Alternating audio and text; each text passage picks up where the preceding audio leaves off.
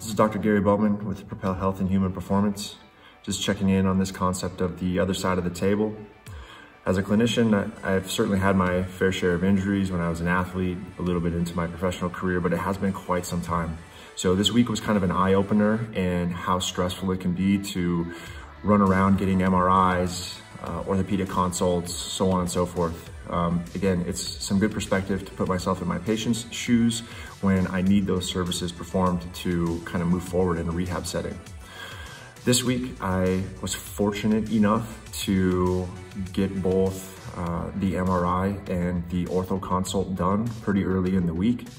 I did have to circumvent health insurance by paying cash for the MRI, which I saved 50% on the cost of the MRI, which is absolutely crazy, but with our deductible and the speed of which I needed the image, it just made sense to pay out of pocket.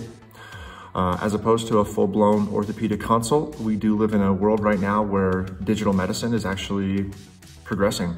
And I was able to have a digital consult with an orthopedic surgeon who simply just reviewed my MRI, didn't give me any official diagnosis or treatment plan, simply just kind of gave me his perspective on the image and what he thinks he saw.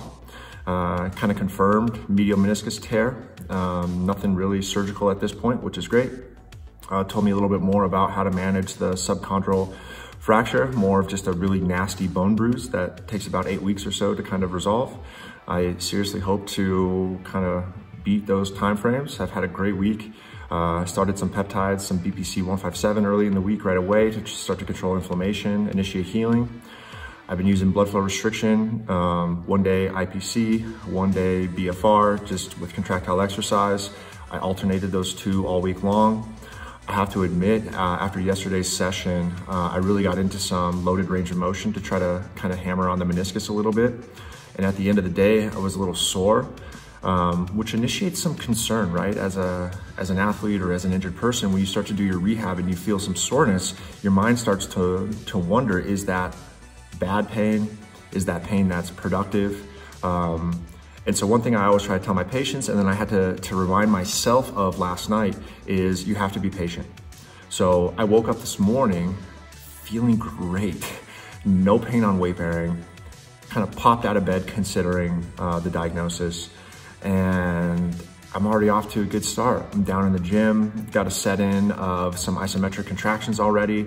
I don't have an official BFR unit at my house, so I tend to just use ACE wraps to kind of create the occlusion.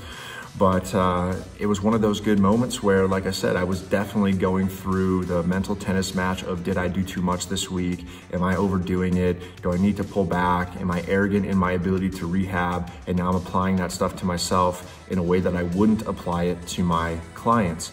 Well, the fact is, I don't think that's the case. I certainly pushed it a little bit today, but I let my tissue tolerance be my guide with the rehab that I selected. And like I said, woke up today killing it. So laying on the other side of the table is not easy, especially as a physician who kind of prides himself in sports injury rehab.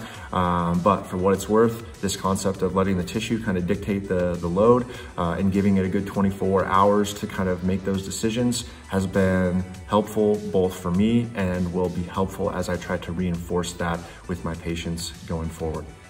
Hope you all have a great week, and I'll keep checking in. But for now, the rehab's going great, and range of motion is improving. Don't have much pain, and hopefully this bone heals quick.